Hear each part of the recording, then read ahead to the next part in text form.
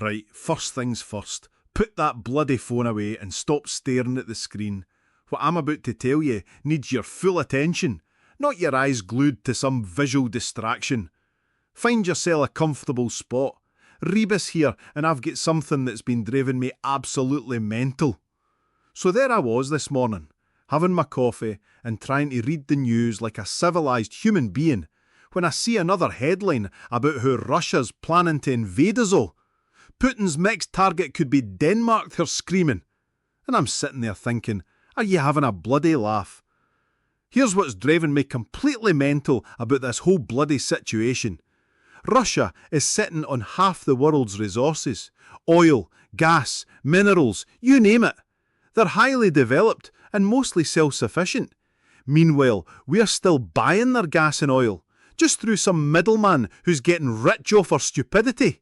So let me get this straight. They're supposedly coming for us next, but they're also the people heating our bloody houses. That's like being terrified that your local shopkeeper while buying groceries from him every week. Good God Almighty, Jesus bless you Christ, they really think we're that thick. According to these geniuses, Russia's master plan is to give us a 2-year head start on military preparations. That's like a burglar sending you a calendar invite. Planning to rob your house next Thursday at 3 p.m, hope that gives you enough time to install better locks. Russia's just sitting there like a well-behaved spaniel, waiting patiently while we spend billions figuring out which tanks to buy. Oh, don't mind us, we'll just wait here while you get your military shopping sorted. And here's the thing that makes it even more mental. If Russia actually wanted to expand, they'd have done it by now. Because a military superpower doesn't knock politely at the front door for getting to be let in. But here's what nobody wants to admit. This whole Pish serves a purpose, doesn't it? How else can they justify throwing billions at the military-industrial complex while telling us there's no money for healthcare or education? Fear-mongering sells weapons and scared people don't ask awkward questions. Now, I understand it's no easy to resist these manipulation tactics. We are bombarded with this stuff every single day.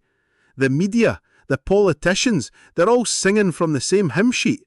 And when everyone around you's believing something, it takes real courage to stand up and say, wait a bloody minute, this doesn't make sense.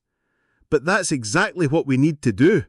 Start asking the obvious questions they don't want you to ask. Like, why would a country that's got everything they need want to come manage our traffic problems and deal with our council meetings? So here's your challenge for this week. Next time you see one of these invasion scare stories, ask yourself the most basic question. Why would they bother? What's in it for them? And if you can't come up with a sensible answer, maybe it's because there isn't one. Well, there's your 3 minutes of common sense wisdom. Now go ask the obvious questions instead of swallowing whatever narrative they're feeding you. See you soon, and remember, if something doesn't make basic logical sense, it's probably because it's absolute pish.